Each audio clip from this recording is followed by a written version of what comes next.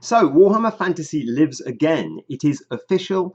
Games Workshop have re-released Warhammer Fantasy after a 5-year hiatus as Warhammer The Old World. I've been playing Warhammer for the best part of 20 years, and I'm certainly incredibly excited about this. Someone else is excited about it too. This guy. This is Seductus the Deprived, or latterly simply Wretched Demon, who is my long-suffering demon prince for my Warriors of Chaos army in 8th edition. As to why he's called Wretched Demon, well, it's got something to do with him blowing himself up with a dimensional cascade 3 games in a row. And what? Sorry, talks to me something. What? Yeah, I know it wasn't because you did the 6 dice Caco bomb. It was that you blew yourself up on a 2 dice acquiescence. And what was it? A 2 dice Purvanus Slanesh. Yeah, well, the point is that makes it even worse, mate. All right, anyway, enough about him. So I just wanted to say a few things about what I think the significance of this announcement is and what kind of a game this new version of Warhammer will be. We don't really have any information about it yet, other than a logo and just a map of the old world, which seems to just be the repurposing of an old image. The logo does look very, very classic, and that's certainly for a hardcore, very, very pro old world, very anti Age of Sigmar, die-hard old school gamer like me, is excellent news. So the first point I wanted to make about this is that I think that this game will be a niche game. And this I think is very, very important because a lot of what I've read and listened to about the immediate reaction of fans about this game is that Warhammer Fantasy is going to be back. It's going to be potentially globe conquering. It could potentially be really, really popular, maybe more popular than it's ever been before. Now, I don't want to pour cold water on that. I would love that to be the case, but I suspect it probably won't be. So consider this. Age of Sigmar has apparently, according to Games Workshop anyway, been the most successful fantasy game ever. That's what it says. That's a bit debatable, I think, because you would have to go back a long time into Warhammer and to compare with the other fantasy games, whatever. They think that. And so Warhammer Fantasy, or Warhammer the Old World, is now occupying this specific niche alongside Age of Sigmar. So we're going to have these two games working in concert with each other, in theory. So I think that this carves out a very specific niche for Warhammer Fantasy Battle. And I think that because it is in that niche, it probably won't be similar to Age of Sigmar, because ultimately, what will the point be? You've already got the Age of Sigmar gamers who are into the Age of Sigmar fluff, the Age of Sigmar rule set, and why would you want to transfer between that and the Warhammer Fantasy rules? Surely you want to bring in a new group of gamers, the exiled Warhammer Fantasy players, maybe other players who like rank and flank games from Kings of War, maybe from the 9th Age, etc. People who like Total War Warhammer who have never played Warhammer before. Maybe you're looking to try and foster that as a new market. Maybe not as big as Age of Sigmar, but nonetheless new players. So for that regard, why would Games Workshop bother mimicking Age of Sigmar? This is designed to be a celebration of the old world. Also, consider the demographic of people who are going to get into this game. So one, obviously, is essentially what I would call the kind of exiled player base of Warhammer Fantasy, which are going to be people who used to play Warhammer who don't play it anymore, people who, like me, who still play 8th edition Warhammer, and then people playing 9th edition Warhammer. Maybe people who've gone over to Kings of War but haven't multi-based their models. This market is, for the most part, I think, older. It has a long memory. It's very opinionated. Everyone has their favourite edition of Warhammer Fantasy and their opinions about Games Workshop blowing up the old world, what was wrong with 8th edition, whether 8th edition actually was popular, wasn't marketed properly, all these sorts of things. It's also disproportionately rich, and it's small and very dedicated.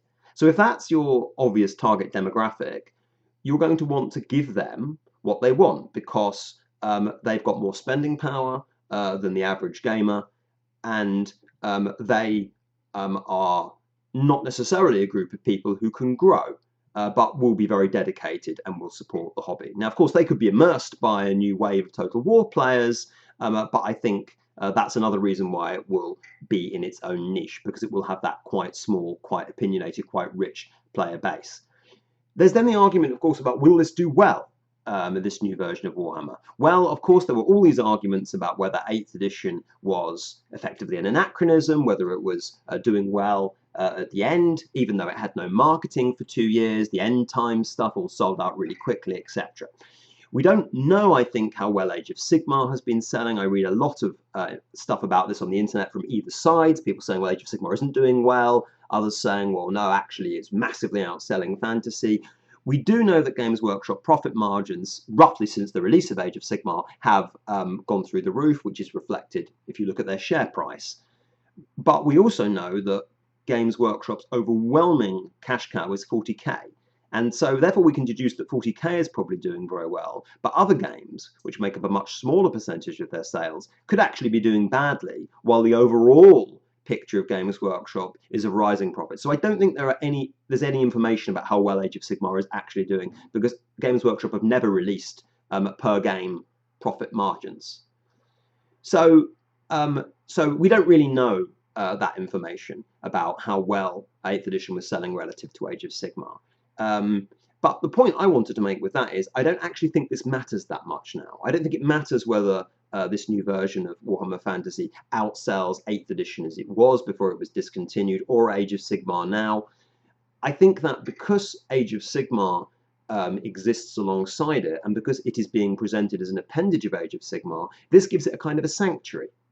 In other words, this allows the game to hold its niche with its fan base, to be complicated, to please these old school fans, and not necessarily have to worry that much about getting enormous kind of sales.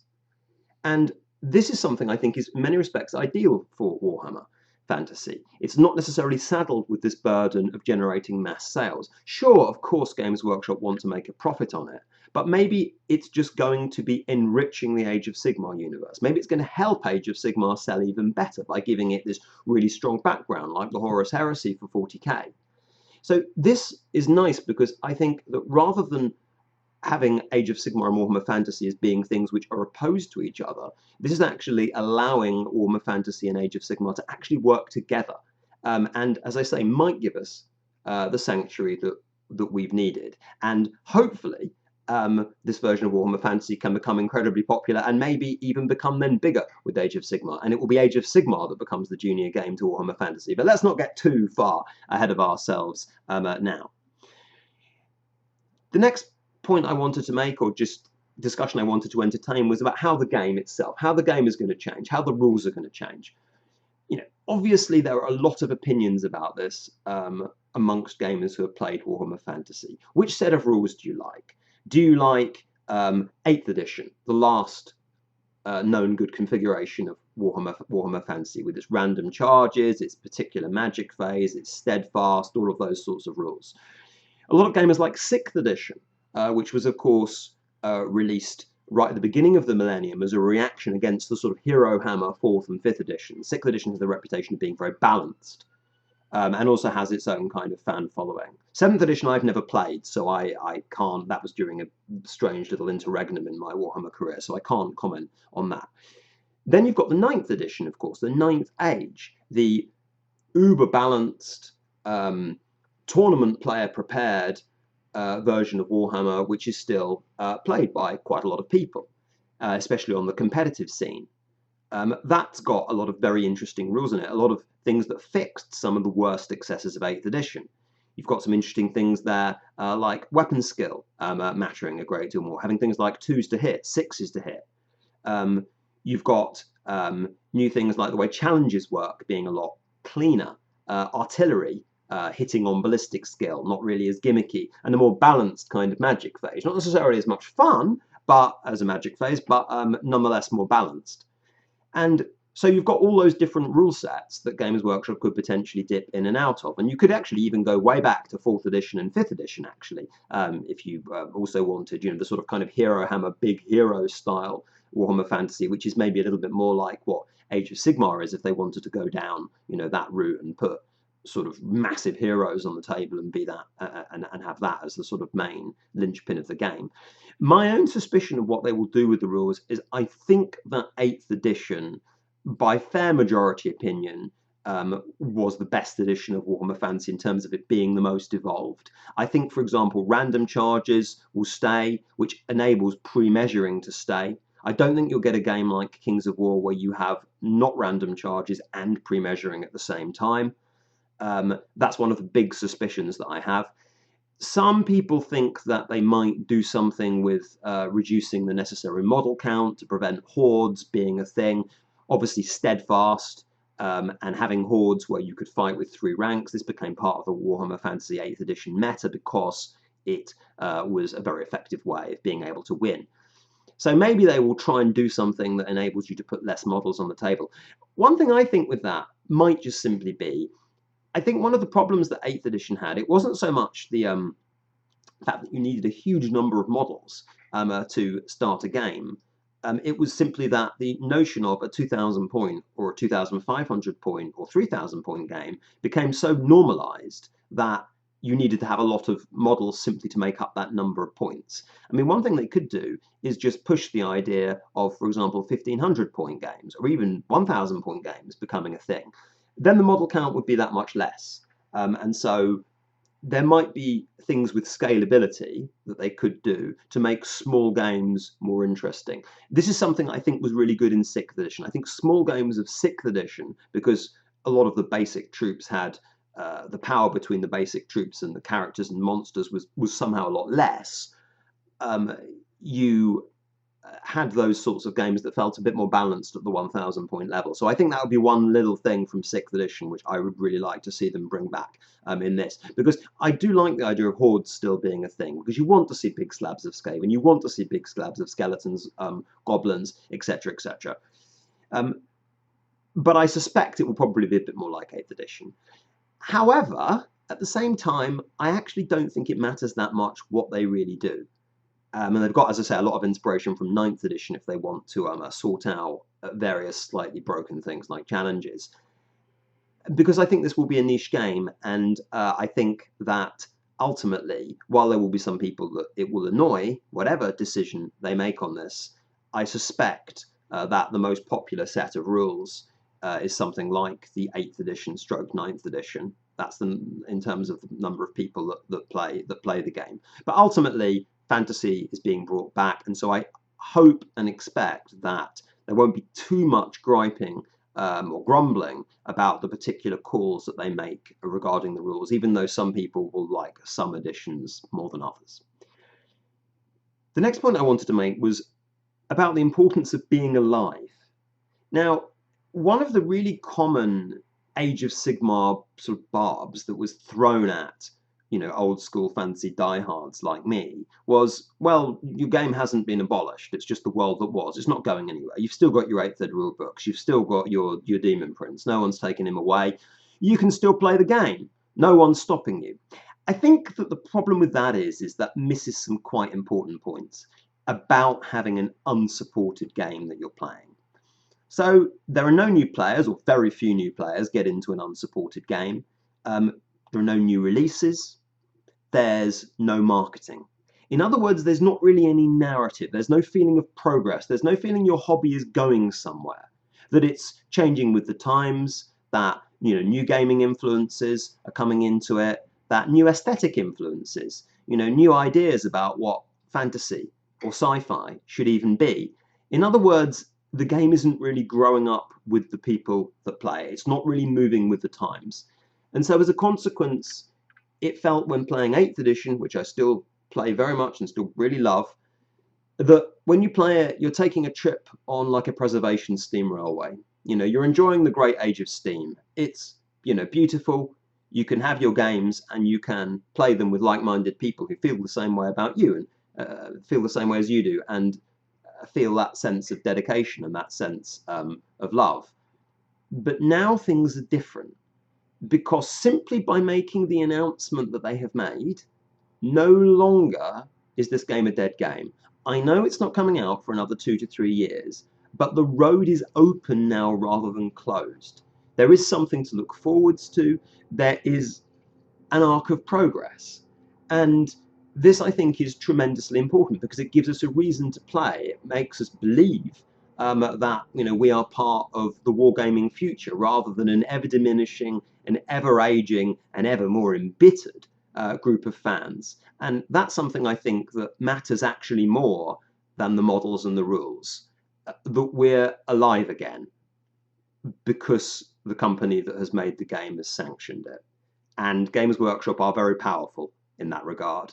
And even though I love the idea of the Rebel Underground holding out, having that official recognition is absolutely massive. The next thing I wanted to talk about was the fan reaction. Now, there has been, I think, a lot of criticism about how the fans reacted to the blowing up of the old world. And of course, this created a lot of sniping. Of course, fans were upset when Games Workshop blew up the old world. I'm sure Games Workshop admit, in the heart of hearts anyway, that they very strongly mishandled the destruction of the old world. The way it was done was incredibly brutal and also incredibly final. It didn't seem obvious to people like me, certainly, why it was that they needed to destroy Warhammer Fantasy in order to bring out Age of Sigmar. And of course, this tended to create a lot of criticism of Age of Sigmar because it was obviously the replacement for Warhammer Fantasy rather than just merely another game. But looking at what I can see on the internet and in WhatsApp groups and the things that I'm connected to, which are mainly 8th edition and 9th edition, although also a bit of 6th edition as well, that the fan reaction seems to be incredibly positive so far. That the 8th edition people are really happy, that fans who quit long ago, who have got old models lying in garages, in the backs of drawers, using them to play Kings of War but didn't multi-base them. These people who are sort of always kind of holding out hope that somehow this would return are really happy that this announcement has been made. It also seems to me that the 9th edition players are also not unhappy about it as well. Now, these guys are important because these were some of the most dedicated fans who obviously created their sort of own version of Warhammer Fantasy, a tournament-orientated one, of course, but nonetheless the most pure, the most elegant, the most balanced version of the Warhammer Fantasy rules that has been released today. And of course, the release of a new version of Warhammer does almost certainly mean, I'm not going to say the end, but it will obviously compromise the 9th edition from existing as an entity in and of itself. And they've been trying to write fluff. They've been trying to do a lot of incredibly commendable things with, the voluntary resources that simply that group of fans has. And absolutely there is no reason why that should not continue to exist. And I hope it does. But of course, a large number of people playing the 9th Age, including me, are playing it because it represents a way of using Wretched Demon and his mates in a game of fantasy battles. And clearly, the existence of the old game coming back is going to be a challenge to keep that running still. But nonetheless, it seems as though the reaction has been very positive, which is wonderful because it means that this very fractured community, which has been fractured between all the editions, people who stopped playing, then people who played 9th edition, people went over to Kings of War, people who kept playing 8th, etc., etc., etc., all might take a positive view, so far anyway, of this development. And maybe the community can unite again, which will help give us a lot more numbers and ultimately a lot more heft, and perhaps allow us one day to return as a really, really major game rather than merely an offshoot specialist game. Finally, there is, I think, the question of what happens now, which is really, really interesting. So we've been told a 2 to 3 year timeline. That seems instinctively to me almost too much, really. I don't know how long it takes to create games. I mean, the writing of the rules, I don't see why that would take that long, but presumably, obviously, they want to bring out a lot of models and things because that's where they're going to make most of their money, and I don't know how long it takes to design models, presumably quite a long time. But let's assume that this 2 to 3 year time frame is correct. One thing that they will definitely do is manage the hype train, which is, I expect that various hints, pictures and things will come out over indeed even the coming months as this game develops, and we'll be able to find out more things about it, which is also really, really cool. I mean, a picture is really worth 1,000 words, and if we get some, pictures of some new models, which, obviously look very fantasy and not very kind of Age of Sigmar-y, then that's going to make people incredibly excited. And so there's this interregnum period, and the question is what are the fans going to do with this, with the occasional hint here and there from Games Workshop? Now, for me, I hope they show us enough to give us an excuse to start working on a lot of projects. Start making those new units, those new armies. Like, I like the idea of, and I've got a Chaos Warrior army. I've not really done anything with Marauders before. Why? Because they were rubbish in 8th edition. I'd love the idea of having an excuse to paint some of them up. One thing I would like to see on this, though, that's quite an important announcement fairly early is, what about the base sizes? Is it 20mm and 25mm again? Because obviously, if they're going to have round bases going on movement trays in order to rank them up, some of the round bases they've got are quite large, and the equivalent of the square bases that those round bases would be on might be larger than 25mm. And obviously, if they do go beyond that, then suddenly all of the bases that all of my stuff, which is admittedly mainly ancient 3rd ed stuff, and other people's will then no longer be useful and will have to be rebased. And so I hope we get that announcement, so then we can begin to work confidently on new models that we know are going to be supported, in the new game. But I do think, though, it is really important also that the community does what I think it wants to do, which is actually start playing the games again, even in this interregnum period where we don't really know what's going on. As for what edition it is, well, it doesn't really matter. I mean, play the edition that you want to play. But I think it is important that the tournaments, especially maybe the 8th edition tournaments, continue to be held, continue to be well supported, etc. And as much Warhammer in as many clubs, as many houses, and between as many people is played in this period, so that when it comes, we're ready to play it and ready to really enjoy it. And I think it's important that the community tries its best to get behind the project. Obviously, as I say, there will be things about it that not everyone will like, including me. Obviously, the more Age of Sigmar elements that are put in this, the more things like hitting on a flat roll, for example, without comparing your weapon skill against the opponent's weapon skill, that sort of thing, is really going to irritate me. And there are certain things that I really like about 8th edition, like the magic phase. I think the 8th edition magic phase is fantastic, and of course I would be annoyed if they went away from that. But again, these are marginal preferences compared to actually having a supported game. And so I'm certainly not going to be complaining, or I'm going to try not to complain, when these things start happening. I mean, I've been bitter, I've been twisted without any question, but I can see, as I look into the jaded eyes of men who used to play this game, whose miniatures have stayed in the loft and stayed in the garage, that they never really forgot Warhammer Fantasy. They never really gave up. There was always something there, in the same way as they never really forgot the face of the one they loved for the first time. And I can see the spark come back in the eyes of those people now, and I think that they will begin playing. And weirdly, this period of being shut away has, I think, created a real fire and a real spark to really enjoy this, and also to give Games Workshop the benefit of the doubt, despite all of the hatred and all of the anger that was experienced. Hey, what's that, mate? What's that? Oh, he's piping up again. Right. What would you want me to do? You want me to paint some more stuff for you? All right. Well, what do you want me to do? No, mate. You can't. You've already got Throg.